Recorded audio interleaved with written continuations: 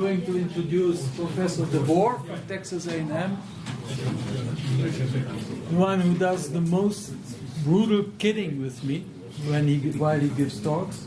Maybe not today. Easy on you today. Okay. Okay, you're the boss, and we don't want to diminish your role here. No, he is a very distinguished professor. He used to be in South Carolina many years. He is the founder of the Interdisciplinary Mathematics Institute, recently elected to the National Academy. So, looking forward. Okay. Thanks,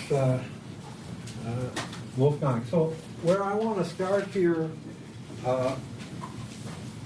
is an inventory of numerical computation, just to set the setting here. And Wolfgang did an excellent job explaining all the different things we're trying to do and the demanding problems. I mean, so if you look and do an inventory of problems that the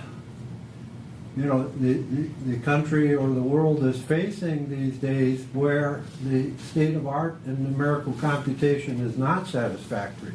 And that's the point, that we need some advancement. Here's a listing of some that you can read.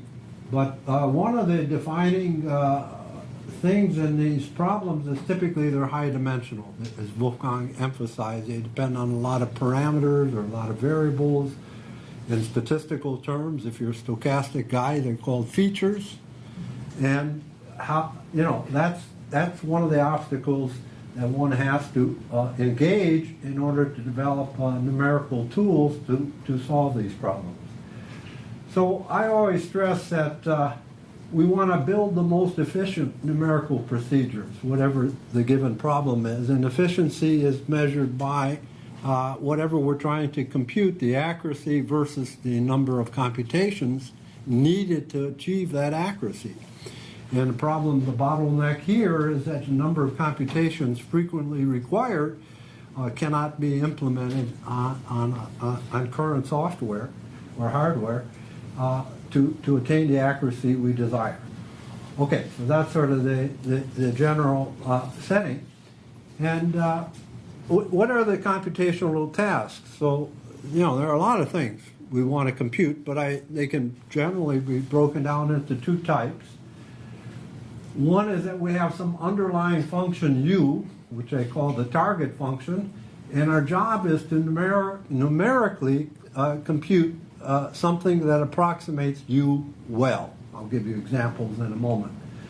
Another class of problems is more limited, where you have a quantity of interest. You don't need to compute u completely, but you just have some quantity of interest. You want to answer some question like average behavior, maximum of a function, or is there turbulence here behind the aircraft, or whatever your problem is. So you have a more limited question or a more limited thing you want to compute, and you think you should be able to do better here, right? Because your target is more limited, and we'll see if that unravels as we give the talk. Now, whenever you're dealing with a computational task, and let's talk for the first part, I'm going to talk mostly about this problem, approximating some function u, and we're given some information about u, and we want to compute u. What's important is what do we know about u? If you know nothing about u, if you can't tell me anything about u, I can't do anything, right? I can't guarantee any performance if it's a general function.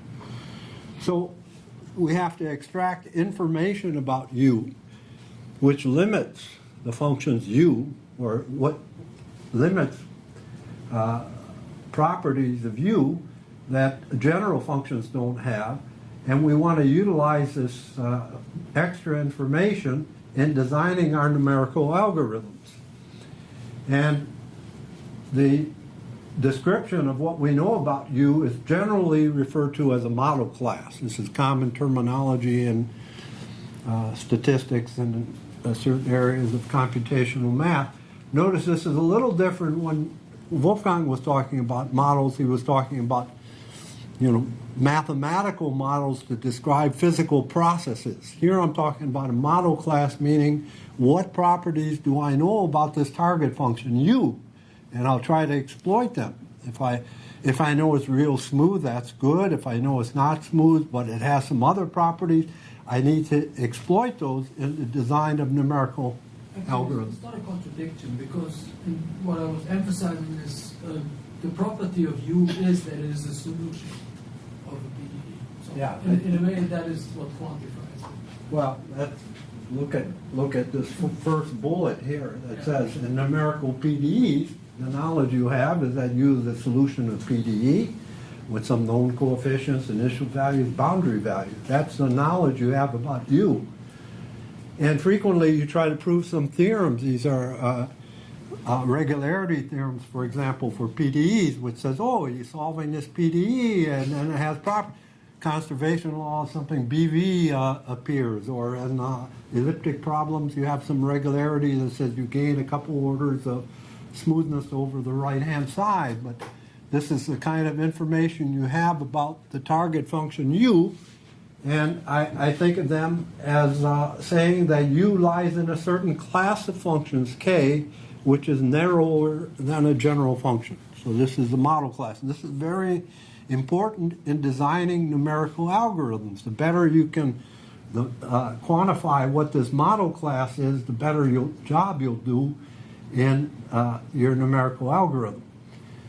So classically, model classes are typically described by smoothness. That is, how many derivatives does this function U have, or things of that type.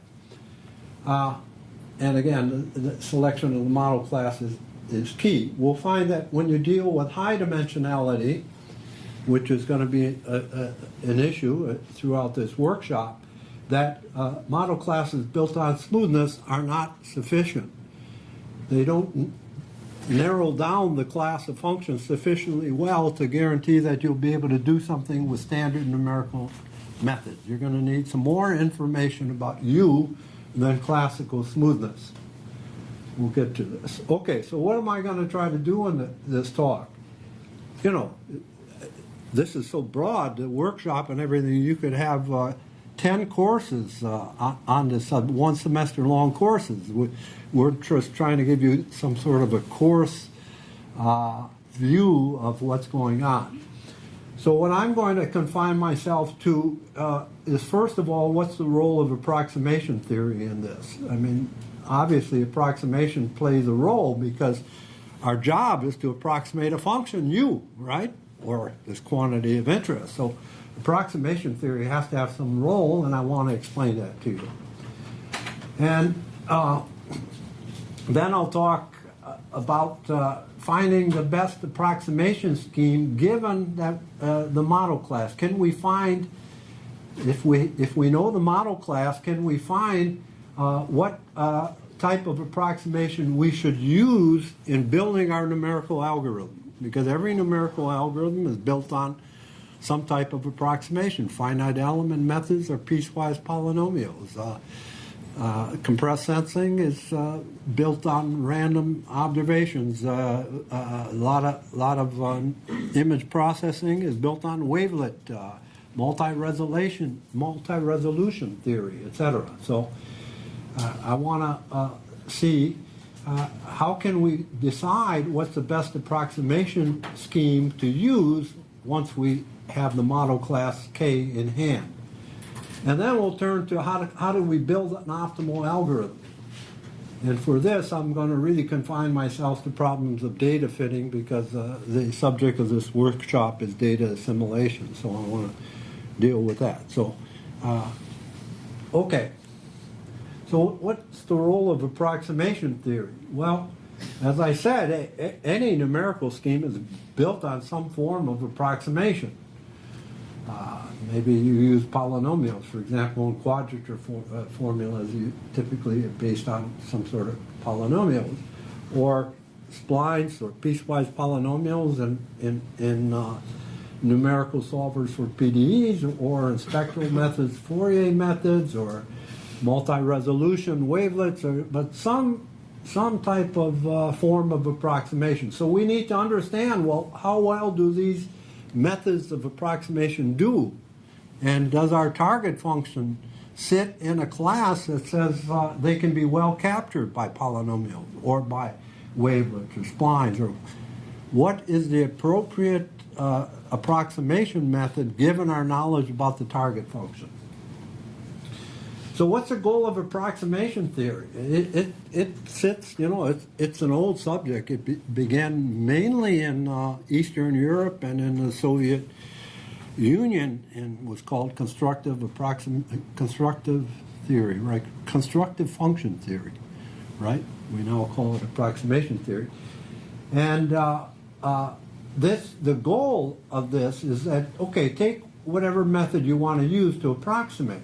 Characterize exactly which functions can be approximated with a given rate by this particular approximation scheme. For example, if you're going to approximate by polynomials of degree n, and then it would say, well, what functions can be approximated to accuracy n to the minus 2 by polynomials of degree n? And the wonderful thing is we have an exact description of when a function can be approximated with that rate.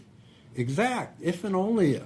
Complete characterization. So you know exactly, given your target function, if you know the properties of the target function, you can say, okay, this is how well it can be approximated. Now, why is that good in numerical schemes? And when you're going to build a numerical scheme, that's your goal. Approximate it to that accuracy, the optimal accuracy. And you don't necessarily have enough information about the target function to achieve that. But that would be a benchmark or a goal. So understanding the approximation theory can tell you which method of approximation to choose for your given target function, and how to build an optimal algorithm once you have decided on the approximation scheme. So I'm going to just give you there was a comedian before your time, Benjamin, and not in your country. His name was Father Guido Sarducci. Anybody ever hear of this guy? Bobby. I have to get to my generation. So this guy was on Saturday Night Live, and he had this, he was a comedian, and he had a lot of routines. And one was that he was going to have a school where you can get a degree in his school within one day. And why? He was going to teach you not everything, but only what you will remember from all the courses you take. Like, for example, in economics, you remember supply and demand, right? Or if you're in math, pi r squared. You remember pi r squared. So this is, I'm going to give you the Father Guido Sarducci version of what approximation is, because, you can study this for 2 or 3 semesters to understand everything. But here's basically what we do in approximation. First, we have to fix a norm or a metric in which we measure error.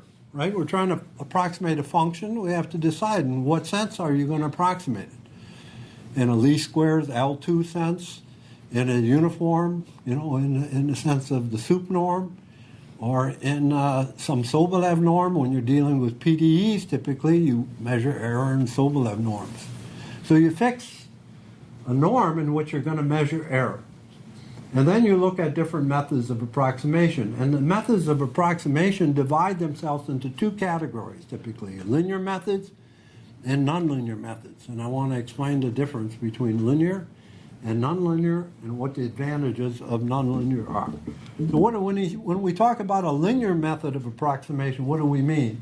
We mean that we have set already down a sequence of spaces, x0, x1, x2, xn, etc.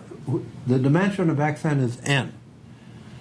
So what are these spaces? It could be polynomials of degree n, trig polynomials of degree n, or piecewise polynomials like some spline space or finite element space with a certain number of cells and a certain degree of the polynomials. But these are linear spaces, and they're set in advance.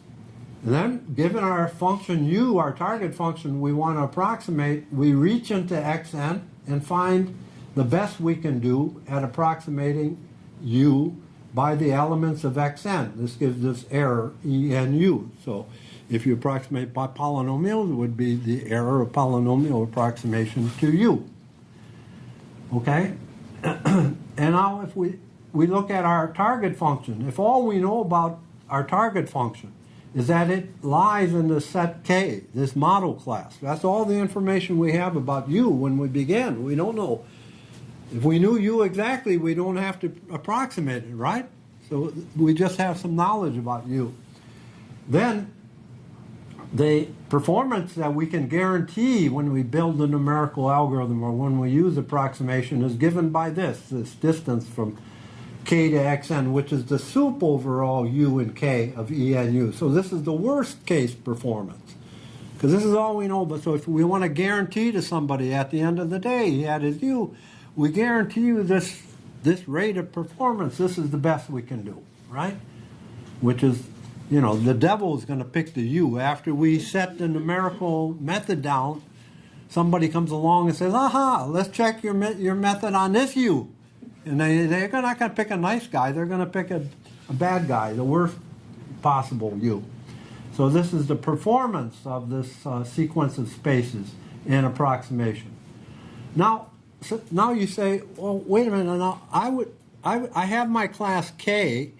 I would like to pick the best xn's, right? Why not? You know. Given K, what would be the best choice of the spaces x1, x2, xn? Well, this is given by something called the n-width. Ooh, there's a typo here. Why it has a B there, I don't know. Maybe for BS, if you know what BS means.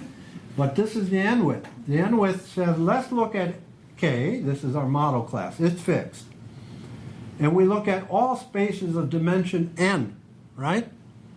And we say, which one gives us the smallest error, the smallest worst performance? That number dnk is the best we could do. If God told us what the best space xn was, this is the error you would get. And pictorially, so you have your set K will necessarily be a compact set. This is K. And what you're doing is you're slicing through this with n-dimensional spaces. You're measuring the distance, right? The furthest element from the space when approximated. And now you're saying, let's slice through this in the best possible way. We don't take this slice because this error here is too big.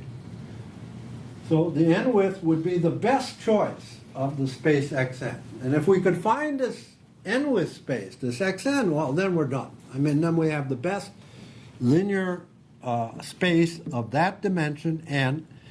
And n sort of governs the amount of computation you're going to need when you use this in a numerical algorithm.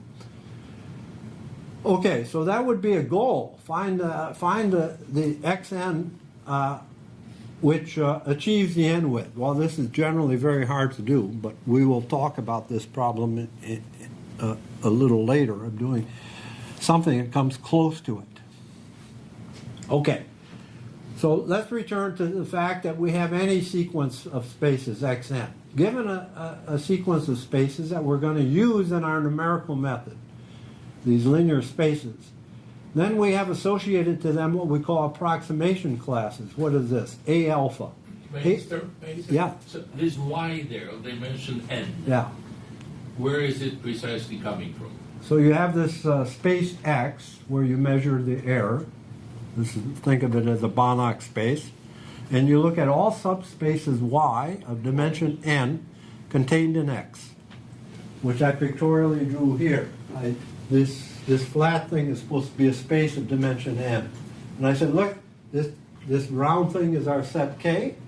And I say, okay, let's pick the space of dimension n that does the best job in approximating K.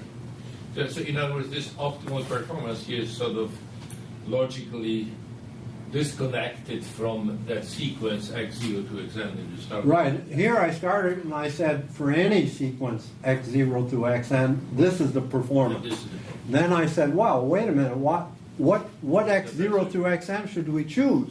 Well, let's choose the best. To give you another little story, when I first began working in math, and I was a graduate student, and I had to give my first talk at a math conference, and I was in my first year of graduate studies, and I talked on something to do with what I call one-sided approximation. I had a rejuvenation, by the way, by people doing kinetic models and all that. Why, I don't know, but anyway, I was giving a talk, and I said, given a function f, we do this, and the guy says, oh, he says, somebody from the audience raised their hand and said, well, you know, if you have a function in L1, it's really an equivalence class of functions, right? They're only defined almost everywhere. So what is your f? You know, and I'm a student, and I was like a little starstruck. What the, you know, I didn't prepare for that question. And somebody from the audience says, well, you're going to pick the best f, aren't you? And I said, yeah, let's pick the best one. And they got me out of the, you know, conundrum. But, okay, so there are always insane questions that come from the audience. So don't be surprised when you're giving a talk and somebody asks something like that. But anyway, okay, back to approximation classes. Now I'm talking about any sequence xn. These can be polynomials of degree n, could be the sequence, or trig polynomials, or piecewise polynomials, or whatever. We have this, what we call an approximation class. These are all functions that can be approximated to accuracy n to the minus alpha, where alpha is a fixed number. For example, alpha is 7. These would be the functions that could be approximated to accuracy n to the minus 7. Now you may say, well, why do you use only polynomial growth here? Why don't you use exponential? Well, the reason is numerically, typically you have polynomial growth, right? I mean, in numerical PDEs, you usually don't get e to the minus n. You can. Analytic spectral methods. Sometimes you can, but typically power. And you could define this for other sequences other than n to the minus alpha. But the important thing is here, we bring together all the functions that have this rate of approximation. And then we ask the question, can you tell me precisely what this class is? I want to know exactly what it is. And if you can, You have to hit it, all of it. if you can, we have complete understanding of this approximation method within this scale of rates of convergence. And if we look at our target function, we would then say, okay, given our target function, and what alpha, for which alpha is it in A alpha? And the largest alpha, it's in A alpha, that would give us the rate that is attainable by this approximation method. It would give us a benchmark for our numerical method. It would say, look at your numerical method. Can you achieve that alpha? If you can, you're done, because no other, using that method of approximation, no other numerical method can do better. Notice the distinction. When you're doing numerical analysis, you can't create the best approximation to you. You don't have enough information. You only have some snapshot of you. Right? Okay, so these are our approximation classes. Now let's talk about nonlinear approximation. So before a linear approximation, why it's called linear is these spaces, x1, x2, x3, etc., are linear spaces. Now we're going to change the game. We're going to replace xn by a nonlinear space, sigma n. I'll give you examples here in a moment. But no longer are we going to have the property that this is a linear subspace of the Banach space X that we begin with to measure error. Here are some examples of nonlinear spaces. Different types of nonlinear approximation. One type is called n-term approximation. You have a dictionary of functions. You have a set of functions that's possibly, usually redundant. Okay? Not if you had a basis, phi 1 through phi n functions and a basis, and you looked at all these functions all linear combination, you would get a linear space xn, right? But here, I allow you to reach inside this dictionary D, pick n elements from D, and use those to do approximation. For example, if I were just sticking with polynomials, if I take 1, x, x squared, etc., and if I take the first n of these, right, this would give me a space polynomials of degree n minus 1, which is a space of dimension n. This is a linear space. But if I allow myself to continue on here, and I say, oh, when I want to approximate, I'll just pick n of these monomials and take a linear combination, I would have a function that can be written as a sum of powers of x, but not the first n powers of x. That would be a nonlinear type of approximation. In the dictionary would be all monomials. Typically, dictionaries are built on wavelets or some frames, things of that nature.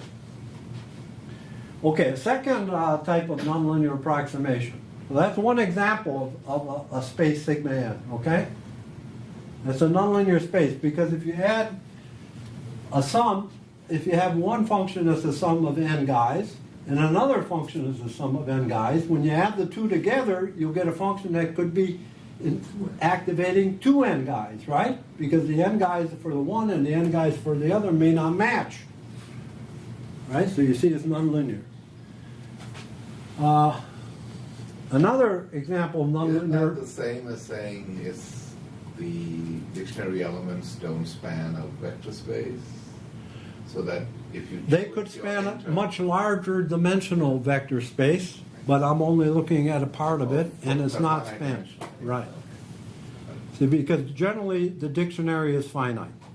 Generally we build finite dictionaries. In image processing, for example, we build a dictionary. For example, you could put in a Fourier basis together with a wavelet basis, because you might say, well, you know, Fourier captures well texture, wavelets capture well edges. Let me put them together. So you put them together, and the guy you're going to use to approximate has some sum of wavelets and some sum of Fourier sinusoidal or exponential, right? Fouriers. Put them together, and that's the guy I approximate with. But in order to control the complexity, I have to say, well, how many guys do you put in there in your sum? Sigma n. And I say, well, I only allow you to put down n guys. Right. 100. So if D was capital N, dimensional, Yeah. and Yeah. if you took any subset n, little Right. n, then that might not span a dimension little n vector space. Could be. And Could be that's because you what- did Otherwise, redundant. it would be a linear space. Yeah, but of course, the best choice would be to have an little n dimensional space. Why put in redundancy? It doesn't help you. Right. So, another way you could view this is, in that case, is that you have this capital N functions and you form spaces of dimension little n from these capital N functions.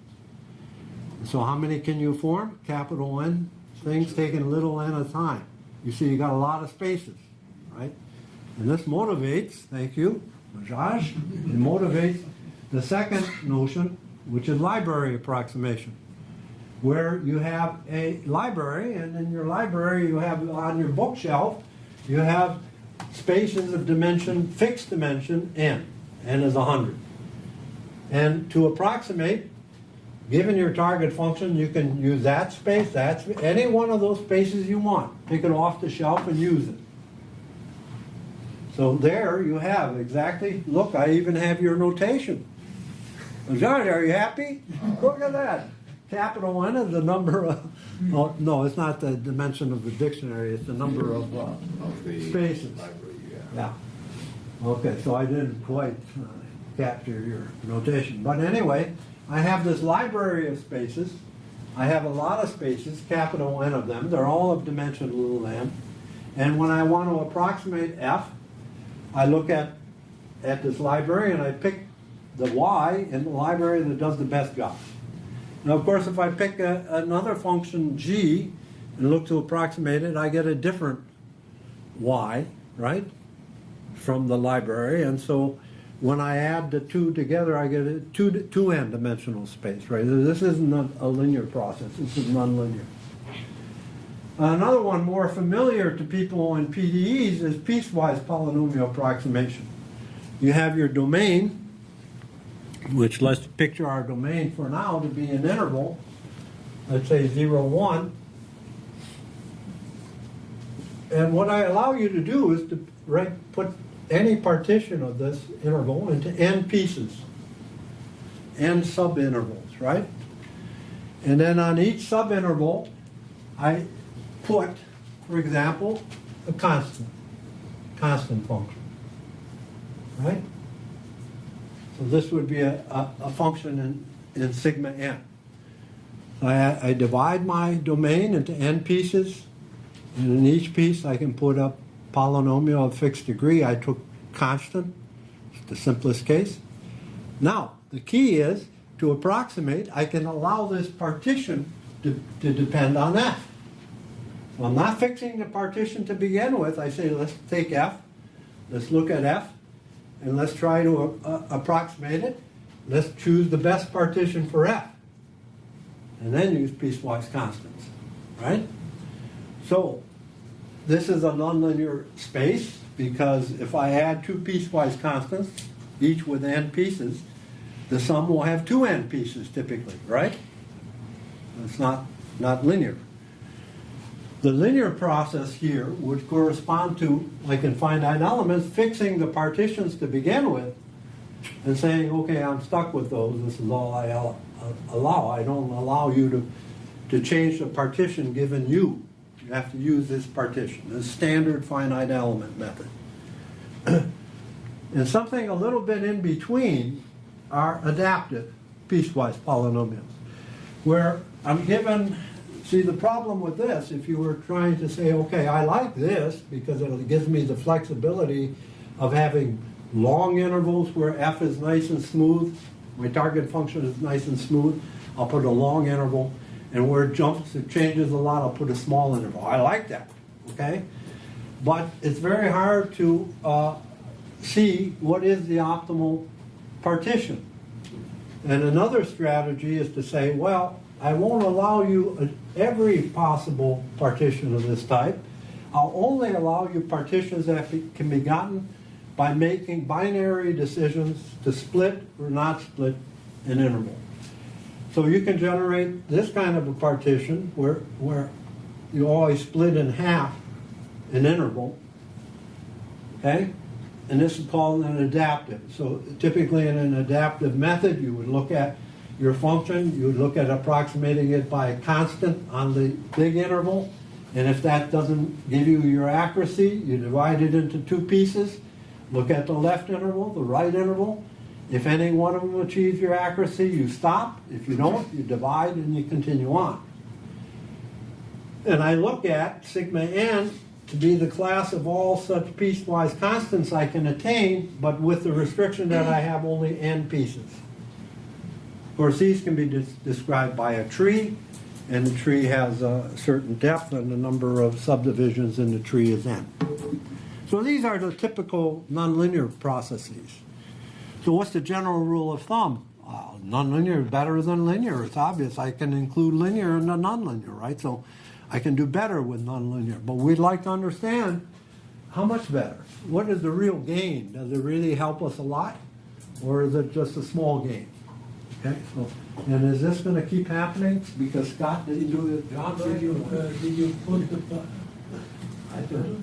Huh? by the seconds and powers? Okay. It's okay. I can walk over there and do this. All right, so you understand the difference between linear and nonlinear. It's similar to, in linear, remember we said, hey, there's a best linear, right? An n-dimensional space given by the n width. Now in nonlinear, it's a little more complicated. Why? Well, what are all the nonlinear methods? I gave you several, right? I gave you several nonlinear methods. There's not And it's not easy to say what all the nonlinear methods are. But I'm not going to get into it, but I want to tell you there is a theory called nonlinear widths that measures how well you can do with nonlinear methods. You'll have to look it up, Google it after the talk if you're interested. All right. Now, what does approximation theory do? What do these people like Penshaw, who's falling asleep because he knows everything that I'm talking about, but what does he do in his spare time? He says, can I characterize these spaces A alpha for the given approximation method? That's the question people in approximation theory ask. Okay, you want to use polynomials. What functions can be approximated with accuracy n to the minus 3 by polynomials of degree n? Well, you want to know that the function u has a rate of approximation n to the minus 3. And wonderful, we're smart people in approximation theory, and for most classical methods, we can tell you what these classes are. Okay? And I want to give you a little bit of a description of what the difference is between linear and nonlinear by one example, and then I'll show you a picture that sort of describes the difference for classical methods. Why I say classical, well, let's say for classical spaces and classical methods. That is, you can think of a zillion types of nonlinear approximation, and although we're very smart people, we can't do everything at once, right? So you may think of a method, we can't characterize for your given method what the approximation classes are because we haven't thought about it. And then I must also be a little bit modest, right, and say that there are cases we have thought about and we don't know the answer to. Well, let's take the following two methods. The linear method with piecewise constants. So I take the interval 0, 1, and the linear method, if I want sort of n as the number of degrees of freedom or number of parameters, so I say I'm going to divide the interval into n equally spaced pieces. If I'm forced, before I begin, to write down the partition, which partition are you going to write down? Equally spaced, right? I mean, if you put one long interval, your enemy's going to come and he's going to fill up that long interval with his function. So you better anticipate and use equally spaced. So this is xn is the space of piecewise constants, right, on equally spaced partition. What is the nonlinear analog? Sigma n. I allow you to divide this into n pieces, arbitrary, and you put a piecewise constant on this partition. Okay? So you have the freedom of what intervals to create. This is really not a fair competition in the sense that this only depends on n parameters, this depends on 2n, right? Because you have the n intervals and then you have the n constant values. But this is a minor point, okay? When you see the result. All right, so I have these two methods of approximation, and suppose I say, okay, tell me the functions in A1. That is the functions u that can be approximated by this method in the L infinity norm, in the uniform norm. We can do it in LP norms too, which is like the norm C01. What are the functions that can be approximated with accuracy 1 over n? That 1 means I need to have u minus its approximation gn less than or equal to m n to the minus 1. All right, I'm interested which functions can be approximated with that rate. Well, in this case, we know exactly what it is. It's Lip1, Lipschitz 1. These are functions f such that f of x minus f of y is less than or equal to m x minus y, right? Or another way to say it is their derivative is in L infinity is less than or equal to m. And that m and this m match. So function to be approximable to accuracy 1 over n by this method has to be in Lipschitz 1. Okay? What about the nonlinear method? The answer is that for the nonlinear method, A1 is BV. I want to explain that to you. It's functions of bounded variation, which is bigger than Lip1. Any function in Lip1 has bounded variation. Bounded variation is roughly that the first derivative should be in L1, right? You close that space and you get BV. So let me just show you why. Why I can get 1 over n here. What I do is I take 0, 1, and the difference is, by the way, and this is sort of a general principle, the difference between linear and nonlinear is the difference between Riemann and Lebesgue. Remember when you studied integration theory and you first studied Riemann integration, you used characteristic functions of cells and did integration, and then you studied Lebesgue, which is dividing the y-axis amount. That's the same thing happening here. If I give him my function and I want to approximate it with nonlinear methods, what I'll do is I'll divide the y-axis. I'll look from here, where does it happen that I exceed 1 over n, right? How long do I have to wait till this, the difference, it varies by 1 over, its variation is 1 over n. That I mark as my point x1.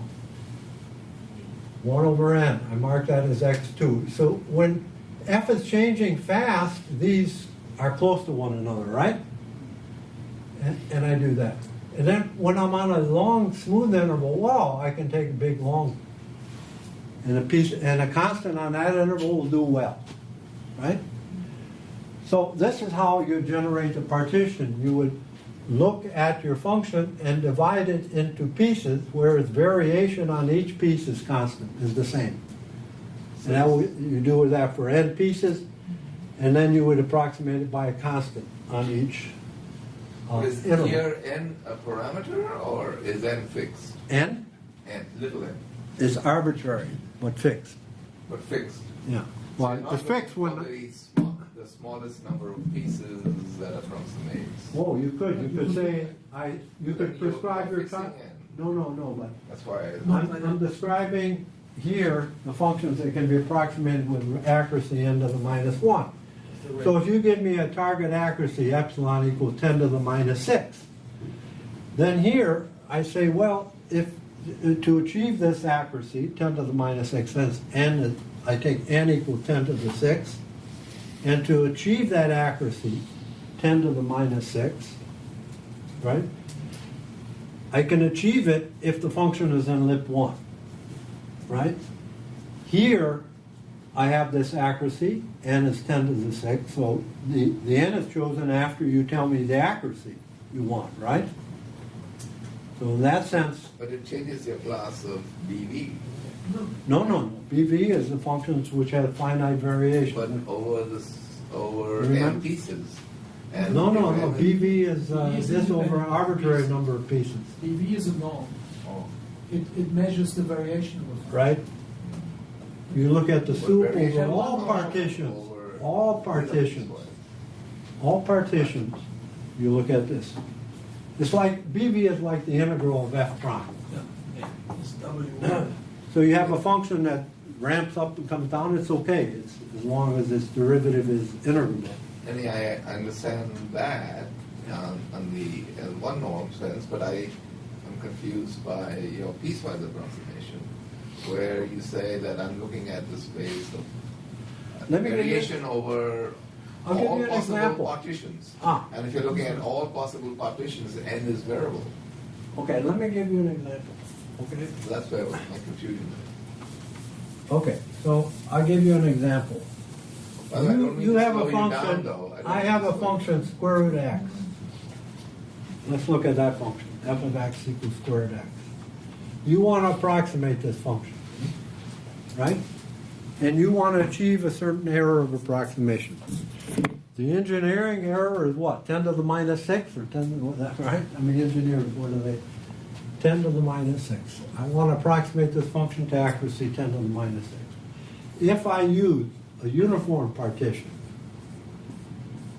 I have to pick n as equal to 10 to the 12. Why? Because to get on the first interval where it goes from 0, right? 10 to the 12, 10 to the minus 12, this jump will be 10 to the minus 6. And I can do it. So I have to take, if I fix my partition in advance, I have to take 10 to the 12 pieces to achieve this accuracy for this function. If I allow myself to choose the partition, then I say I can do this with n equal 10 to the 6, not 10 to the 12. And what I will do is I will look at this function. And in here I'll have very tiny intervals, and then they'll get bigger. And I only need 10 to the 6. I don't know if this helps you, but this is the sense that we use it. We're given f, we're given a target accuracy, and we say, well, how big does n have to be to achieve that target accuracy? And is this true for any dimension or only for one dimension? Oh, it's true in all dimensions, but I have to show you the graph here. So that'll be the next slide. Okay. And that m is normally the norm in which you got like the BV norm. That's Yeah. In this theorem, well, m in this in the approximation class, m is the constant in front of n to the minus alpha. In the theorems that characterize the approximation class by, for example, membership in BV, the connection is that the m in the approximation class is the same as the norm of f in BV. Well, you can see that, right? If the function had, if I use n pieces, I'll get m over n on each piece. If you take this, the interval of f prime, and just to choose your intervals, that on each interval, the proportion of f prime integrated of into is the same. If you divide this into n pieces, it's the same as dividing. Yeah. Then you get your partition. Okay? Okay, so I want to give you a picture of what the difference between linear and nonlinear is, and this is one-dimensional, and I'll tell you what happens in higher dimensions. Okay? But may I interrupt you for a second? So, intuitively, I understand what you're talking about. Intuitively, I'm a little bit surprised with one thing, that is, in your first class, you explicitly asked for Lipschitz constant b equal 1. The one, the power. Is the powers. Oh, the powers. Okay, that's just Exponent. Yeah. Okay. I don't, if you ask for accuracy n to the minus alpha, Okay. Then you will have okay, alpha so one and there alpha. was not m, was the Helder exponent. Yeah. Okay, so I would call Helder It's a continuous. Helder continuous. Okay. You don't care about the constant, you only the range. well, I care. I mean, but the constant appears in the m times n to the minus 1. The error estimate, if the function is in lip 1, the error you can approximate with is m times n to the minus 1, where this is The the same. Lipschitz constant, this is the Lipschitz exponent. 1 is the Lipschitz Right. exponent. Do we have an equivalent of that in the nonlinear class? The bounded variable? Yes. That was the Yeah. BV. There will be The accuracy is m to the minus 1, and m is like the BV norm The BV. of, Okay. of f, which is like the angle of f prime. Okay. So this is like, m is like norm f prime in L infinity. Right. So the difference is here you require that the function I has understand. bounded derivatives. Here, I don't care if the derivatives are not bounded, I just require they're integrable. So something like square root of x, here, square root of x is not in lip 1. Right? But it's in lip 1/2. So to get the accuracy 10 to the minus 6, I need 10 to the 12 pieces. Here, x to the square root of x is in BV. This derivative is x to the minus 1/2, which is integral. Okay.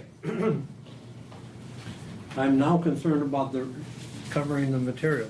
I like, though, to answer the questions because I think that's the way you're going to understand. So I'll sacrifice material at the end in order to keep the pace like this, okay? All right, what is this graphic trying to tell you? It's trying to tell you what kind of conditions. So you say, well, wait a minute, I'm not, this was one variable, I'm not interested in one variable. I don't want just one order of smoothness, and I don't want this, and you complain about everything, right? Okay, so I tell another story. These are for the students, okay? When I was a PhD student, I was at Ohio State University, and my advisor's name was Ranko Bojanic, who was a Serbian. And he had a friend named Bogdan Bajanski, another Serbian. And I had proven some results, and I said, look, I proved some things. I want to show them to you. They, okay, come on, we'll make an appointment. We meet in this room, and you show us what you got. So I go there, and I say, oh, this is what I'm going to prove. They said, hey, stop now. You're going to embarrass yourself. This isn't true. This is impossible that this is true. You should sit down and go home and you say, no, let me try. So lemma, and I proved the lemma. Every step of the way, they said, no, stop. You're embarrassed. Then when I finished, they said, oh yeah, but this is trivial. So this is mathematics, right? Mathematicians, we always argue and say, oh yeah, but you didn't do that. You couldn't do that. You try to put the other guy down. So this schematic here is trying to tell you just the general principle what's happening in nonlinear approximation. So I say, suppose you want to approximate a function in LP. And you say, which functions can be approximated with a given rate alpha, n to the minus alpha? Tell me which functions. Here's the answer. You move up here in the Sobolev scale to WP alpha, W alpha LP. Functions should have alpha derivatives in LP. That will be the linear space. And you're familiar with this in finite element methods, right? That's your standard thing. If you use nonlinear methods, you don't move up like this. You move along the Sobolev embedding line until you hit this height alpha. Then the requirement on the function is that it should be in the Sobolev space corresponding to a certain tau here, right? Because LP now becomes L tau. And the requirement is that the function should be in this Sobolev space, lying on the embedding line. So in the case here, where I was approximating in L infinity, I was here. And I said, what was it in the linear? And I came up here and I was at lip 1. And when I was nonlinear, I moved with slope 1, and I come here and I have one derivative in L1. That's the distinction. So the functions that can be approximated by a nonlinear method are much bigger class. And that's the advantages of nonlinear methods. Okay. Can you characterize, have a similar characterization, but let's say sticking with the fixed B, say Hilbert 2, Yeah. and then using weighted spaces instead? Depends on the weight. You know, you have to. So there is evil. Right. That's why I'm asking this question. Yeah. So evil is interested in that because when you do elliptic problems on polyhedral domains, you want to describe the efficiency of the approximation. It's natural to put a weight depending on the vertices in the thing. And he has papers on this. No, I know those papers, but I'm interested in the general approximability result. Can I trade P for weights? You can, but you see, if you say to us an approximation theory, can you do it for weight? We would say, well, give me the weight, we'll do it. But if you tell me give a result that covers every possible weight, I would say, well, maybe we can talk. We would, for example, look at weights that are in one dimension of the form square root of 1 minus x squared to a power, because it would show different behavior at the endpoints if we were approximating a minus 1, 1. So, yeah, the answer in general is yes, but we would need to know the weight. Okay, now what happens in d dimensions? So now the problems we talked about at the beginning, the challenging problem, are high dimensional. So all this nice pictures I drew in one dimension, you know, very simple way to partition. Now when we go to high dimension, what happens now? So it becomes, first let me tell you that you have this thing called the curse of dimensionality, that the number of variables will affect the rate of approximation. So to explain this, if you use classical methods like finite element methods or splines or whatever, or polynomials, any what I would call classical methods, and you want to achieve, and you say with n, a space of dimension n, linear or nonlinear, you want to achieve an accuracy, you say, if you knew that the function has smoothness of order s, and that smoothness could be either measured in this scale, s, or this scale, s, we call this a nonlinear scale, either one, then the accuracy you will achieve is not n to the minus s as it is in one variable, but is n to the minus s divided by d. So if you're in two variables and you use piecewise polynomials on a partition with n pieces, your accuracy, and you know the function has s derivatives, you'll get accuracy n to the minus s divided by 2. And if you're in 3 dimensions, n to the minus s divided by 3. Now if we're in real high dimensions, d is 100, you see that this is a rather slow rate. Now you say, well, it's no problem, I'll just make s big. No, you can't choose to make s big. You have your target function. Whatever the s is for the target function, you're stuck with that. It isn't your choice. You say, like, I'll choose this beautiful woman to be my wife. She may not want to be your wife, In fact, I'm sure she doesn't want to be your wife. Okay. So this is called the curse of dimensionality. And I want to emphasize another thing about the curse. There is a constant in front here. Remember, with our m? This constant grows with d. And it grows exponentially with d.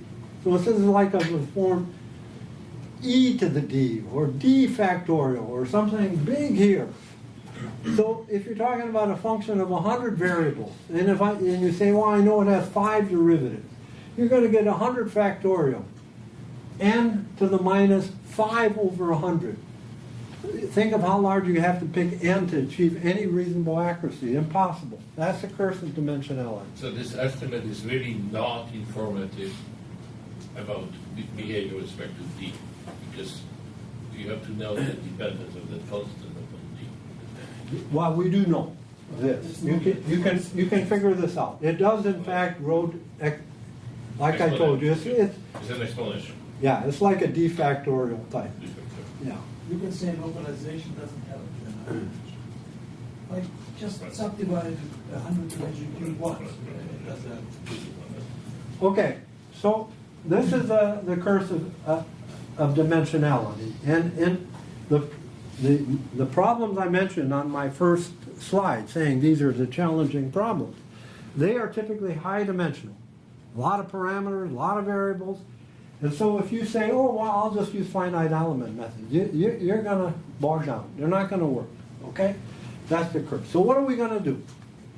So here's maybe I mentioned this example. You may say, oh, well, even I'll avoid this because the function I'm looking at is real smooth. Real smooth. Be careful. Here's an example. Nice example by Henrique. Right? On Nikolsky and Erich Novak. So this example says, okay, suppose you're approximating a function on the unit cube in capital D dimensions, right? And you want to approximate it in the L infinity norm. And I give you that your function f that you're trying to approximate is infinitely differentiable, has every derivative you want, and moreover has all the derivatives bounded by 1. Now go at it. Try to approximate. And it says, if you want to approximate this function to accuracy just 1/2, that's pretty poor accuracy, right? You will need this number of computations or this number of parameters or free variables or whatever you want, whatever. So this dimension of the space to do the approximation. Then this is linear or nonlinear? Doesn't matter. So you see, if d is 100, you need 2 to the 50 computations to achieve accuracy a half. You're dead underwater. You can't do it. Okay, this is the curse of dimensionality. So the question is now, are we dead? I mean, okay, so let's go home because you can't do it. No. The point is, you say, well, the functions I'm trying to compute, maybe they have some other properties. You decided you were going to measure how nice a function is by smoothness, by saying how many derivatives does it have. Maybe that's not the right concept. Maybe there should be another concept of how I classify functions. And indeed, that is the case. So you look for other ways of classifying how nice a function is. One is sparsity, which, going back to this dictionary case, says the function can be written as a sum of very few functions from this dictionary. Or you have anisotropy. You say, oh yeah, it's true that it's a function of 100 variables, but only 3 are really important. The other ones are so tiny, it doesn't matter. So anisotropy, you can look, right? And this is a key in variable reduction in parametric PDEs. Tensor structure. You may, if you take a tensor, it doesn't grow like n to the d, a tensor, typical tensor, right? Rank 1 tensor. Rank 1 tensor will grow like n, not n to the d. So the idea is maybe the functions that we're trying to approximate have a tensor-like structure, and we can capture them using tensors. Okay, you have deep learning. What the hell is deep learning? Tell me. But deep learning has something to do with superposition, that you compose functions. Level by level, you do a composition. And this is related to Hilbert's 13th problem. If you know Hilbert's 13th problem. Does anybody know Hilbert's 13th problem? Huh? One guy. You know it too? Oh, no. No. Because I was going to say, okay, tell me what. Hilbert's 13th problem, which was solved by Kolmogorov and then later improved in quantitative ways by Vatushkin, Arnold, the whole Russian school, talked about given a function of d variables, lots of variables, and said you could always write this function as a composition of functions of one variable. Right? I think somehow this is a little bit behind deep learning, but okay, that's for another day. All right, so this is the general philosophy of how we're going to break the curse of dimensionality. Yeah. So how about the case of separability? If Of the which? function is separable. That's tensor. Separable, well, yeah, it's like It's tensor like that, structure, okay. right? If it's a function, Can sum it up. If we it- have like n variables, and then we can write Yeah, down suppose the it's a- summation of n yeah, functions. suppose it's a One function f1 of x1 plus f2 Yeah. of x2, etc. variable. Yeah. And it has d of them, then this function can be approximated with accuracy n to the minus 1, say, with just one order, given that it has one order of smoothness. So each one can be approximated with accuracy n to the minus 1. So I can approximate my original function f, which depended on d variables, to accuracy n to the minus 1 with d times n parameters. And that's the general idea behind tensor structure, that Of course, it's a- tensor sparsity. When the function has that, Doesn't have that property. that's another type of regularity theory. So you need to prove that your function. So you solve a PDE, and maybe this PDE, this is what they do, I guess, in quantum physics, right? All this stuff. They try to prove that Well, the actually, we proved that, but the physicists tried to exploit it. yeah. Okay, so that's the idea. But this requires some additional structure of your target function u that you either have to prove or you have to think that it has this property. So you try to do an analysis on the side that says, yeah, then my function has this extra property. And I'll exploit that. All right. Finding a good subspace. Okay, so that's linear, nonlinear, all this stuff.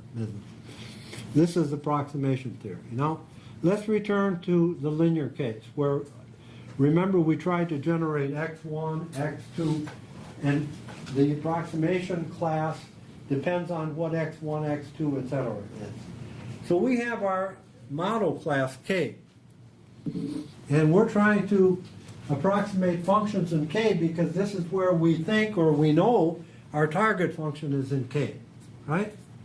We have this model class K.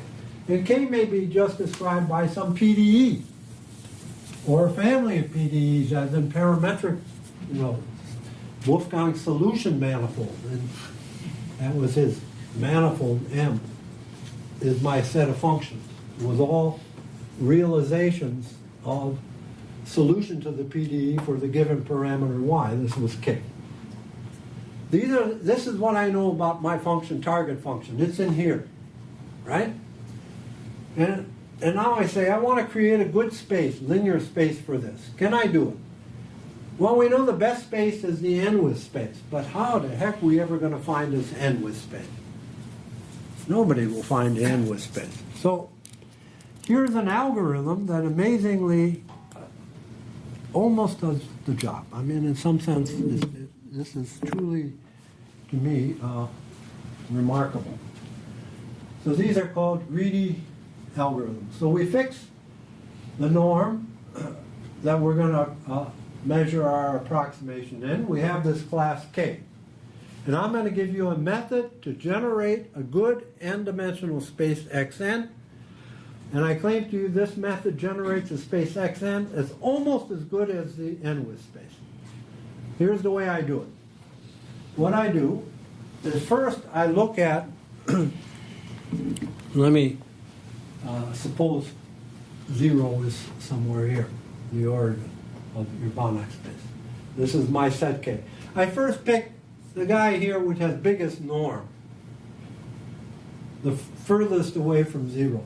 This is F0. This is my first choice. I'm going to create a basis for my space Vn, which I claim will be a very good space. So I first pick the guy that's far away.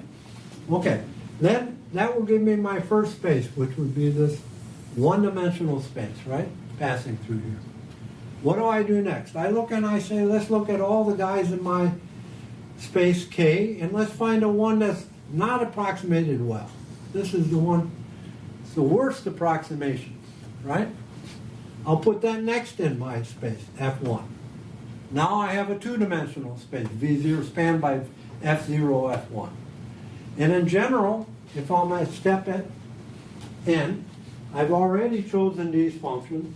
I look at the space spanned by these functions, and I say which function is not approximated well by this.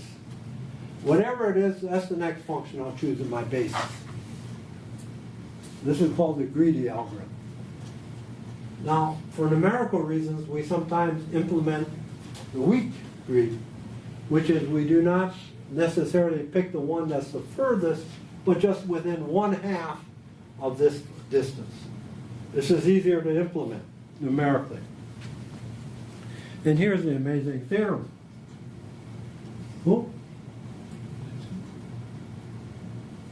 That these guys proved. It's so amazing it took 6 people to prove this theorem.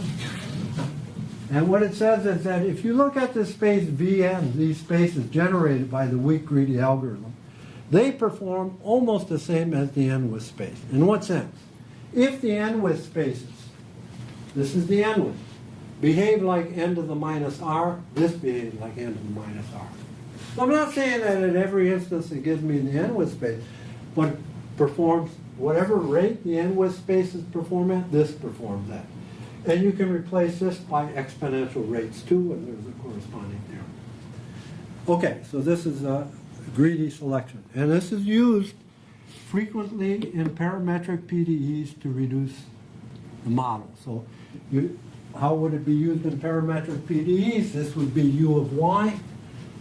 You would search over parameters y. How do you do the search? You have to discretize, but you do a coarse discretization in the beginning. Then you find a guy which is almost the furthest, the biggest norm. That's the first guy you pick. So you're going to pick snapshots of u of y. And this will generate these snapshots. And this space is your reduced model. Maybe one with Mark. Okay. Some questions too. Okay. I have a question. So I think I'm missing something. So suppose our approximation, the target function lies in L2, then how do we measure every norm in that space? Well, of course, it depends on you compute the L2 norm. So the first thing you would do is you would look at, the first choice would be you look at all functions and the one that has the biggest integral squared. And you say, how do I compute? So the first choice would be the function f in k, for which this is biggest, right? So the function which has the most energy. Yes, but we know that value actually. Well, this requires you to do some discretization of your set k. I assume you know k. Yeah. If you don't know k, I can't tell you anything. If find a good basis for k, but I don't tell you what k is. Come on, right? So if you tell me what k is, then I say to you, okay, let's take a coarse discretization of k, and let's look at those functions and compute this norm for each of those functions, and do it. In the case of parametric PDEs, this is okay. We use a surrogate for the error. We don't actually compute the error. We compute a surrogate for the error. Maybe this is what he was asking. Is that where you are? You from PDEs? No. No. I'm just, You're from Minneapolis, not from PDEs. So is there any smoothness constraint on this? No. cake? Nothing. Why not? If it has all kinds of singularities and you're over the parameter domain. It depends on what problem. It requires. Yeah. I When you mean, look at a parametric PDE, then the manifold, the structure of the manifold, is given by the parameter of solution map. That's right. And depending on which PDE this is, this may be a very smooth map. And this is in fact the Get a case shock where or something in a hyperbolic situation. then it's a very Okay. rough. It's a very rough. And that means the reduced space may need many, many elements. so this doesn't guarantee that the reduced space does very well. It just says that I'll tell you the best space to use. That- Oh, I It see. may do perform poorly because your set K is so bad. It's not an a priori. There's no guarantee on It R. tells That's you right. you can do I, better. I get whatever the best R is. That's what I get. Depending on the problem, that may not be good, but you can do better. so are you assuming that K is a finite dimensional space? No, K is a compact set in L2. Compact. Compact. Like in the solution manifold, say for a Poisson equation where the diffusion coefficient depends on a parameter, then the solution manifold is a subset of H10. Because all the solutions are in H1. Ah, yeah, sure, but So it's It's a compact set in it's a L2. compact set in particular And then compact H set in minus. L2. And But you H actually minus. approximate in H1. It's even a compact set in H1. okay.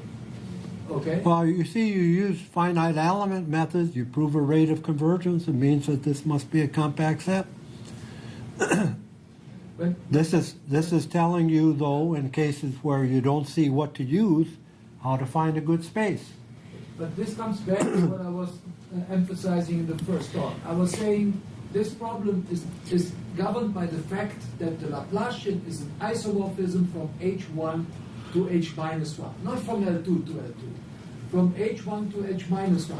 Now, if the parameters come from a compact domain, the fact that this is an isomorphism says the solution manifold is a compact set.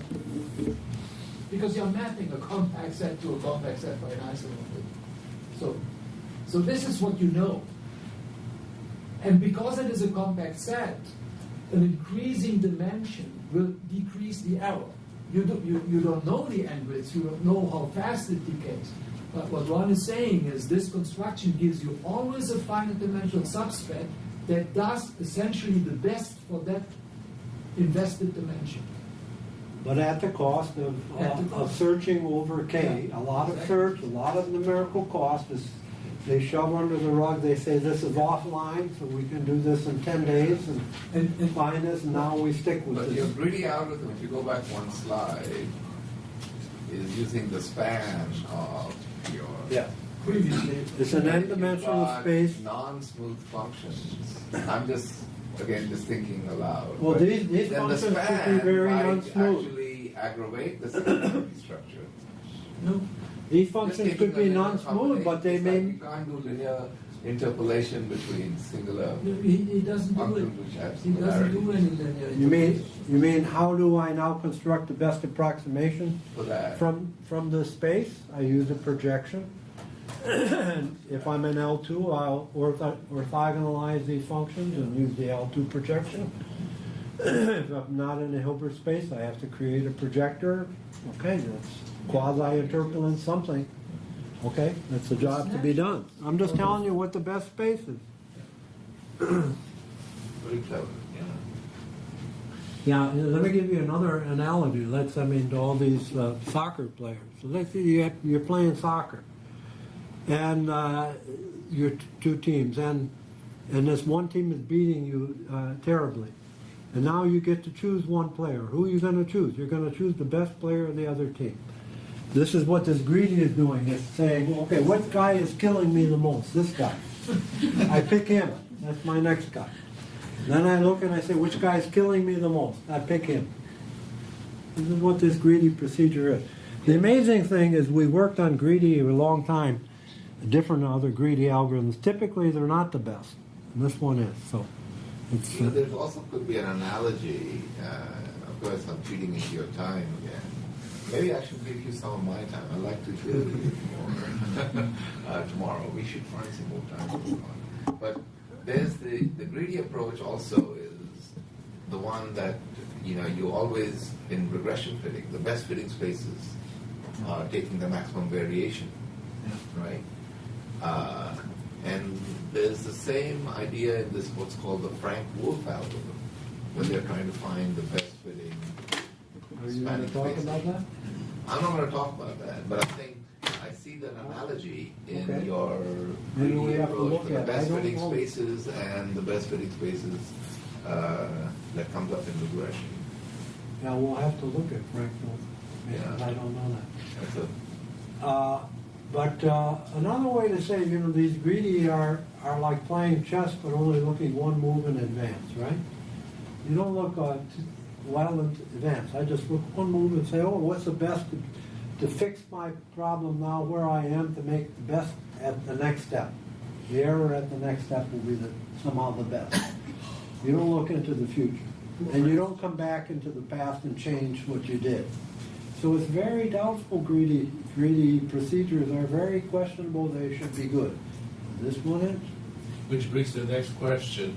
Would you benefit or lose if you were looking for two, not one? To what? Two players Spaces? you want to put on your team. Oh, good question. Also non-linearizing this. Yeah, there's all kinds of variants. Whether you can't benefit if you're going to generate an n-dimensional space, a linear space. Then this already gives you the best, The best. more or less. So do too if it makes you feel better. Go ahead. Keep you busy, keep you off the street. Fine. All right.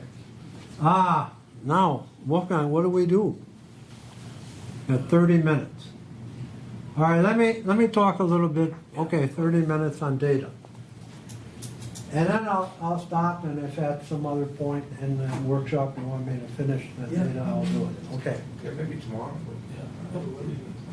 Okay, we'll see, but let me turn to data fitting. So this is the problem in data fitting, is that let's first think about our problem of having a function and we want to approximate the function, right? I said there were two problems, either approximate a function or do a quantity of interest. Let's stick with approximating the function for now. But our setting is that we don't know the function. All we have is some data concerning the function. What should we do? How should we do this? And you can pick your favorite lookup, pick your favorite application. And the principles I put forward are general principles, work, apply in all circumstances. All right, so I mentioned we have either the approximation problem where we want to approximate f everywhere, or we have this quantity of interest. I first talk about the approximation problem now. Then I'll turn to the quantity of interest. All right, so you want to formulate this problem mathematically, right? We're mathematicians. We got to formulate what do we want to do, how do we measure success, etc. We're going to play a game. So, first, what is the data we're going to be given? I'm going to assume that the data is always given by some linear functionals applied to f. Remember, I had this space x where everything takes place, either LP, L2, Hilbert space, something. The data about f is a member of x, and the data I have about f is some linear functional applied to f. For example, I could have the space of continuous functions, and I'm given the value of f at some points, right? Now, the important thing here is I don't get to choose the points. They're given to me, right? The data, there are some problems in statistics where you say, oh, randomly, I got a random thing. No, this is deterministic. I'm given the values. This is it. I give you the values. People come to your office all the time. Engineers, they say, I have this data. Look here. How should I fit this data? Draw a curve through this data. This is what I'm talking about here. How you should solve this problem. Okay, how are we going to measure performance? We have to have some norm. So in the end, we're going to take the data. We're going to create a function, which means we're going to take the data, which is some points in Rm, because we have m pieces of data. And from these values, we're going to create a function in our space. And then we're going to measure the performance. This is the true function. This is the function we created from the data. And we say how far are these apart. Measure the error. That's our game. Right? We have the norm. It's fixed. We have the functionals. They're fixed. We're given this. And our job is to create from this an approximation to f. That's what an algorithm does. It takes the data, creates an approximation, an element from x. I call it AM of f, approximate f. This is the error of the algorithm. What do we want? We want the best algorithm, of course. Why settle for less, right? Now, you can't do anything unless you know something about f. If I say this is the problem, but I say I don't tell you anything about f. It could be any function in there. I can't say anything. Approximated by 0. You can't say anything about it. So we need a model class. We've talked about model classes. This is important. So I need a class K that describes the target function. That what I know about the target function is in lib1. Or what I know about the target function is in some Sobolev space. Or what I know about the target function, it's a solution to some PDE. This is what I know. But I need that information to build the best algorithm. So you tell me, K, your best knowledge about the function we're trying to capture. You tell me the function we're trying to capture is some element of K. I don't know which element, but it's in K. And then I'll give you data, create your approximation. That's our game. And we want to build the best algorithm. Well, first, this has a very simple solution. We can describe exactly the best algorithm. Here it is. Given our measurements W, that's the data we have about F, let's look at all guys in K that satisfy the measurements. Okay, I have a schematic on the next page now, but I'll draw it here. Here's K. Draw a picture. So K is my model class. This is what I know about F. I'm going to use the blue because the red I can't see very well.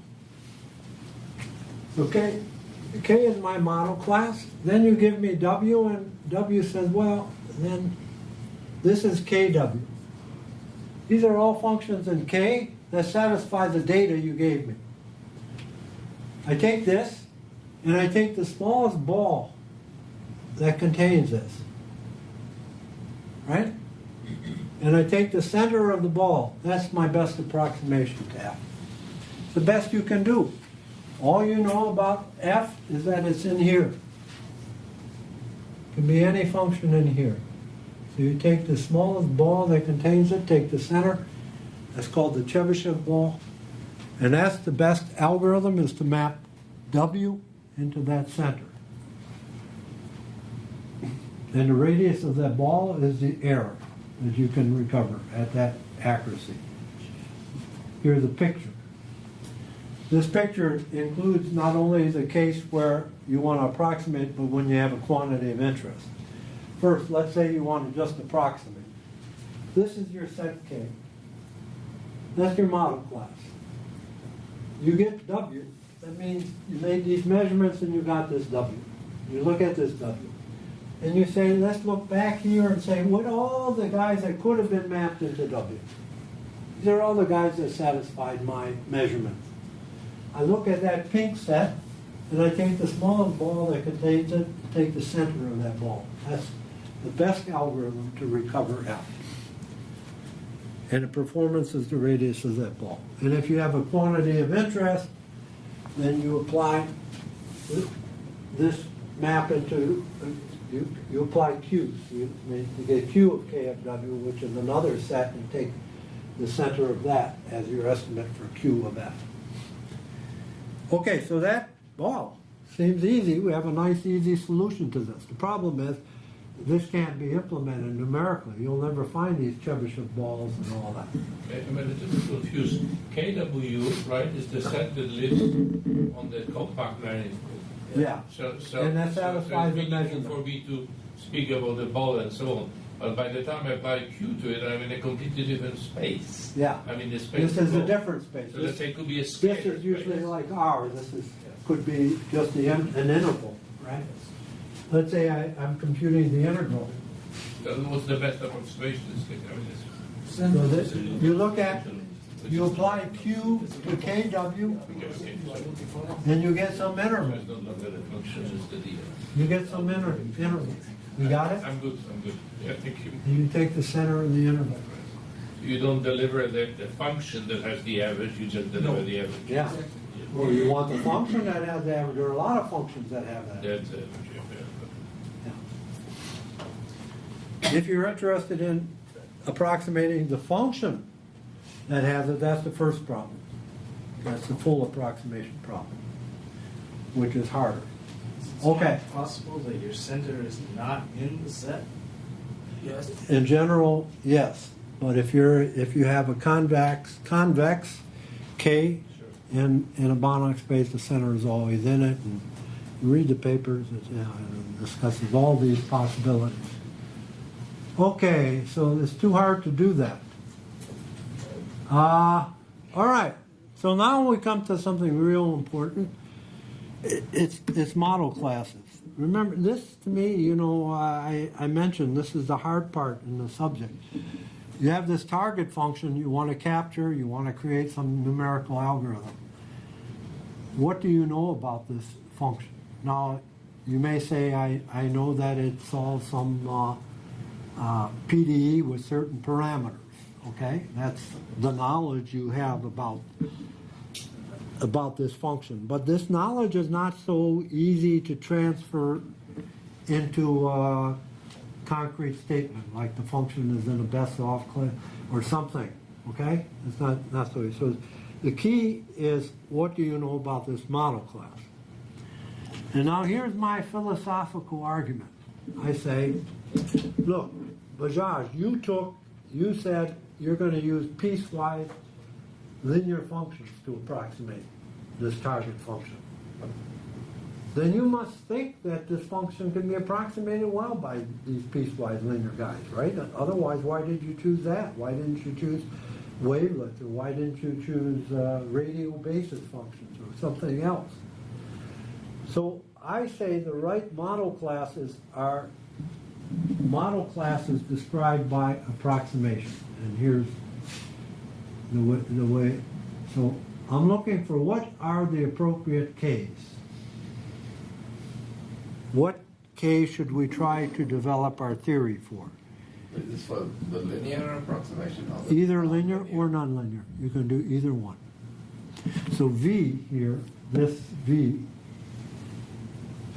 is a set of functions used in approximation. So this can be a linear space, like polynomials of degree n, or neural nets, or wavelets, sparse sums, whatever. It can be a linear or nonlinear space.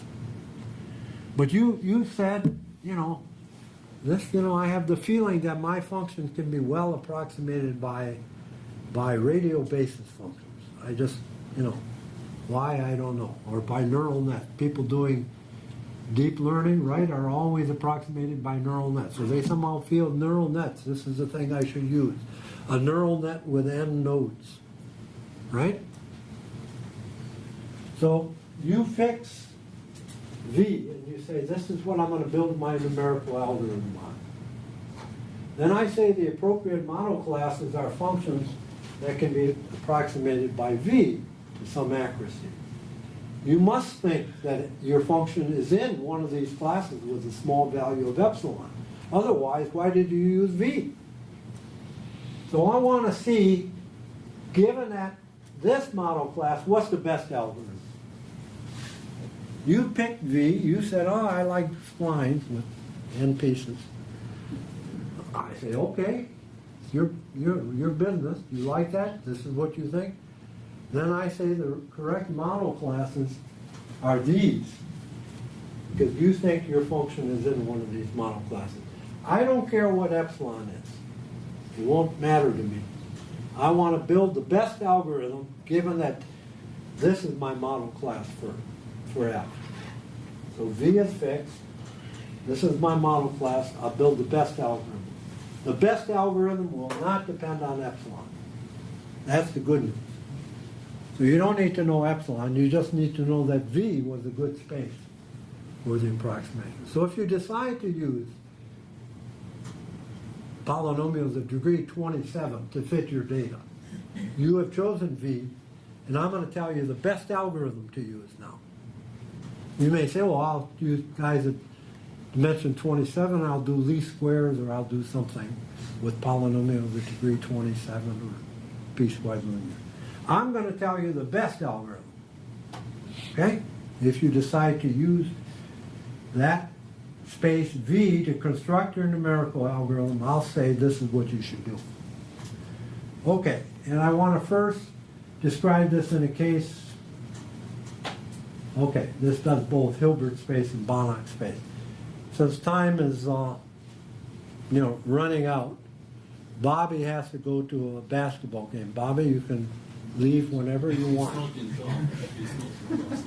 Pencil will not trip you when you go out. Because I'm using the other exit. Oh, you're using it. There is another exit? Oh, over there. Oh, you're going to use this one. I'll trip you. Anyway, okay, I want to tell you the best algorithm. Let's restrict ourselves to Hilbert space for now. Everything holds for Banach space. The results are a little less sharp. There's a factor 2 instead of the best algorithm. You have within a factor 2 the best algorithm. So let's think of Hilbert space. So if we have a Hilbert space, we have this space V we decided to use for approximation. An important role is played by this null space. What is the null space?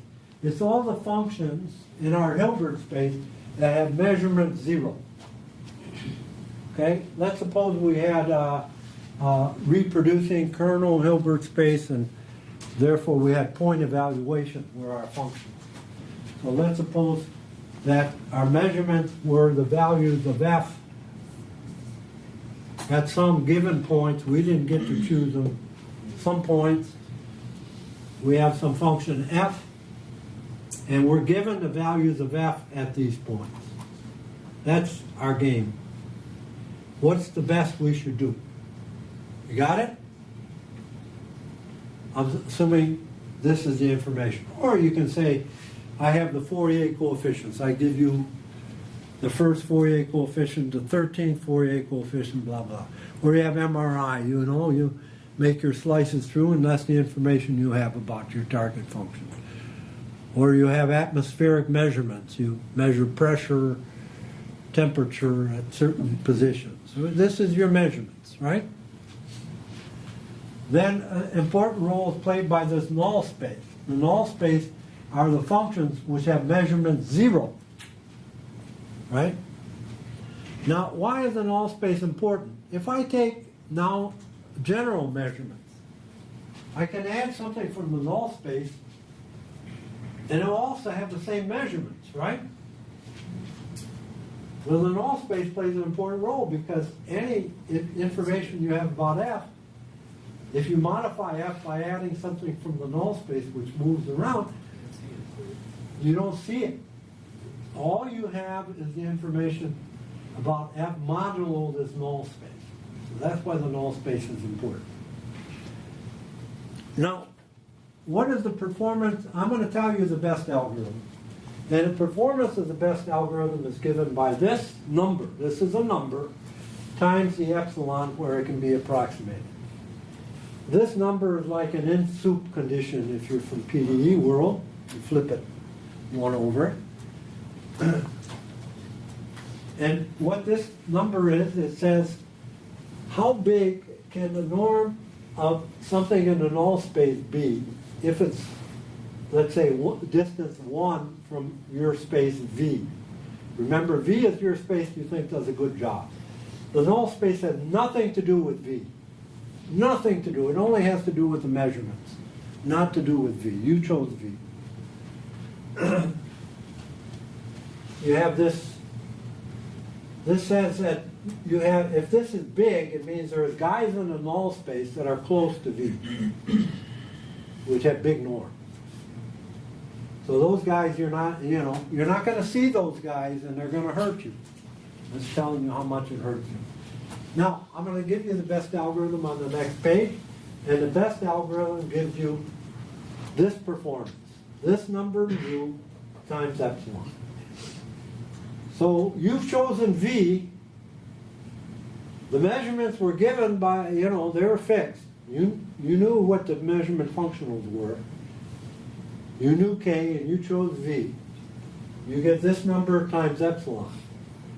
So if this number is big, you made a bad choice. It's like a condition number. The mu is like a condition number. And it says, you shouldn't choose the guy V, space V, that has guys from the null space in it. That's a bad choice for V. Guys that, if V contains elements from the null space. You are making an assumption that your measurement is a linear operation, right? Linear? Oh, yeah. Yeah. How realistic is that? Sometimes I may want to measure quantities that are non-linear. Well, the quantity of interest is different. These are the measurements. You may not want to measure some. Now, you may have a situation where you measure your given measurements of U that aren't linear functional. That could happen. Energy. Yes, could be. Yeah. Then your job is to go and develop a theory like this theory, right? Can you do as good a job as we do? Okay. So I'm going to describe the best algorithm for the Hilbert space case. And it's not going to be a big surprise. But there will be the surprise. There are a couple little glitches, or a couple of things here that'll maybe surprise you. So what is the best algorithm? You're given your data. You picked your space V, and you take your data and you do a least squares fit. of the data from guys that were in V. That is, you look at the V's, elements in V, and you look at the measurements of guys in V, and this is what you do in these squares, right? And you pick the V star that minimizes this. So you're picking the least squares fit to the data by elements of V, right? I can draw you a picture. You know, if your data is, if your target function, let's say, is a function on 0, 1, I mean, this is done all the time, right? So you have a function, let's say, on 0, 1. This is your function. You're given some measurements at some points of this function. And you're going to use polynomials of degree 4. Then you look for the polynomial of degree 4, right, that fits your data in the least square sense. That the difference between the value of this polynomial at this point minus the given value is minimized, sum of the squares. Okay? So this is just least squares. You don't quite, the best algorithm doesn't quite use V star. It adjusts, let's see, it's near optimal. The best guy, U star, is to take your V star and look at the guys in KW that are closest to V star, which can be implemented. So there's a little adjustment to get the best algorithm. What's the interesting part here is that the error in this, where you never see, I haven't seen people talk about least squares all the time, right? But I've never seen the mu in the least squares, and I've never seen this error estimate. So the error estimate back here is that if you apply this algorithm, the error you'll get, if you know that f can be approximated by a polynomial of degree 4 to accuracy 1/10, what error does this algorithm give? And the answer is it gives mu, this number, times 1/4. So you better find out what this mu is.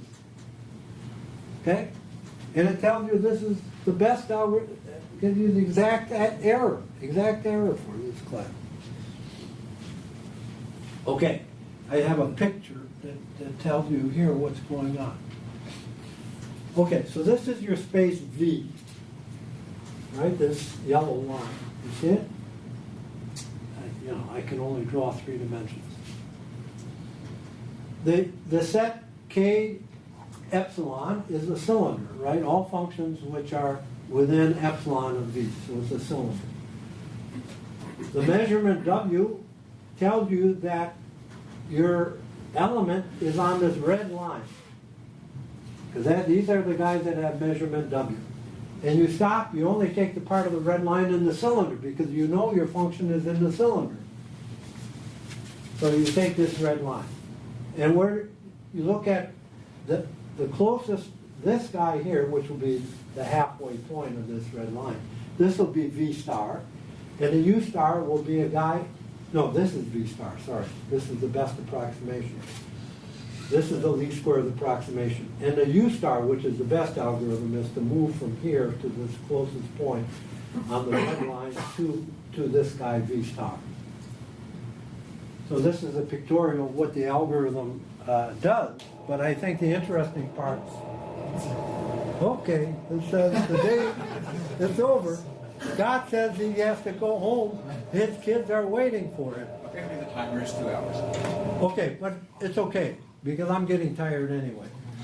So let me just summarize in a couple words, just to say, okay, I've described to you in the Hilbert space case that if you tell me what V you want to use to build your algorithm, I tell you the best algorithm.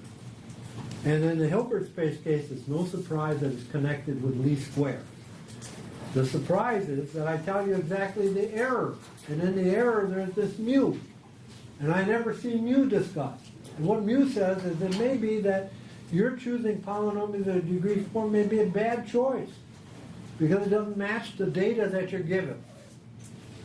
So you should try to choose a space V that does two things. Approximates your set K well, but also has a controllable mu. Don't just go to approximate. Give up on the approximation if you can control the mu. And that's a good guide to creating numerical algorithms. So the So guide, you can write some paper on it. Yeah, but I need to understand what mu is. Mu Yeah. is some spectral. Yeah, it's exactly. So you can compute mu. You can compute it by, what? You Oh, can I'm see it back in that there. picture. You can see that. You see, if V, this is the null space. If V is leaning too close to the null space, the mu is bad. Mu is the angle between the null space and the space V that you chose. That's what mu is. So you're given your set K, which lives out here, and you'd like to make this guy go through K. But if part of K is getting close to here, you don't want V to come up close to the null space. But the mu can be computed. It's just a matrix problem, a singular value decomposition, you compute the mu. So you can implement this. But it tells you, for the given, and it's useful because it gives you, in this uncertainty quantification world, it tells you how good a quality. Okay, so let me just then finish my talk by giving an example. Oh, I like to give this example. So, global temperatures, right? You read in the paper that global temperature is increasing as a function of time, right? Every year the planet is getting warmer. So you hear that and you say, well, how the hell do they compute that? What are they doing to compute that? Do I trust their computation? No? What's going on? So that's my problem. So you have these weather stations, right, all around the world. Notice you got a lot of them in the United States, and you don't have too many down here. And this already should make you worry a little bit about what the heck are they doing, because you got places where there aren't many weather stations. Now, if I wanted a nice mathematical problem, you know, I'm a mathematician, what I'd like them to give me is that they've used the same weather stations for the last 50 years. They haven't started changing weather stations. That they took the measurements at the same time every day, right? But of course they don't do that, right? I mean, they got weather stations that operate for a while, then they don't operate, and they take temperature some at different times and so on. So what are we going to do? What do they do? First, they do, so we want to compute the global temperature. And this is what I think is the prototype of the algorithm. There are about three different, NASA, the MGA, right? Is it MGA is the organization? They have a few organizations that NOAA that compute global temperature. They each have a little different algorithm, but basically they do about the same thing. So they take their temperature measurements, and then one problem they have is that, of course, you don't have measurements on the sea. That's a large part of the planet is over the sea. So then they say, oh, okay, we better add some measurements over the sea. So they take satellite data, and they have buoys, and they have ships, and of course the ships aren't always in the same location. The buoys are moving, this and that. But anyway, they try to add data for the sea. Then they do something we don't like, right here. Mathematicians, we don't like it. They say, oh, we don't like that measurement. It doesn't look right, right? We throw it out. Well, as soon as you start trying to do that, you can get any measurement you want as a global temperature. So we don't like that, but that's what they do. They make what they call urban adjustment. What is that? They say, well, you know, the temperature in the cities, because you're in a city where you have buildings and it holds heat or does this or does that, we need to adjust the temperature up or down, taking that into account. We don't like that either, because that's a man who's making the decision what to do. Oh, what? Don't you calculate because of absorption factors of the material? No, I mean, that would be good. We would be happy with that. If they gave a model for the atmosphere, this would make me happy. That says, oh, it's solved by the temperature satisfies a system of PDEs, right, with certain parameters, and with estimates, then I feel great. They don't do that. No. They just make the measurements and decide what to do. They form some grids, they do some, okay, so they get temperatures. So they get global temperatures. Now, what is our way of looking at it? Is we can apply our theory, right? Our theory says pick your space V. What V should you pick? And we'd say, okay, to us, we don't know what V to pick. Because we don't know what the temperature function of temperature of the function of position on the Earth. Is this a smooth function? How nice is it? What? Tell me information about the function. This is our target function.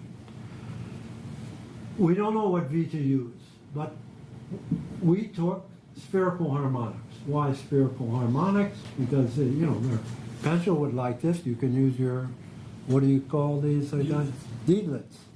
You can use your needlets here, right? For the Earth. Use V to be a space span-by needlet, but we use spherical harmonics. So that's our space V. We use spherical harmonics. And now the nice thing is we'll be able to compute the mu, we'll be able to compute a temperature, we'll give you an error estimate, etc., etc. That's the advantage of our method. Now I looked here and I saw that this graph doesn't, this is useless. You have to look on the computer. Oh boy, this All right. is poor resolution. I noticed that before. Go on, and the reason is that it's maybe in green or something, but so there's the graph. You have to trust me. There's their graph and our graph. It says So now we've place lost the everything. line. So I make the last statement. If you do our analysis and their analysis, they don't differ by a whole lot. So it's not like they're getting different numbers. But in our analysis, we have this mu. Remember the mu? Tells you how good is what you've computed. And as you increase the degree of spherical harmonics, the mu increases. It eventually gets huge. You have no reliability in your computations then. When you look at the lower end of mu, where it is reliable, where mu is like 1.5, 2.5, our temperature calculations are generally lower than their temperature calculations. Does that mean they were incorrect? No. Because we can't claim that our model of spherical harmonics is better than whatever model they're using. But they don't describe their method by saying, well, we view the global temperature as being in this model class. They don't think that way. They just think that they have numbers and they'll throw things out, put things in. It's more heuristic than it is mathematical. Okay, so I stop on that. What's the data that you're using? The temperature at these monitoring stations? Exactly. So what they... But that itself is noisy, as Yeah. you say.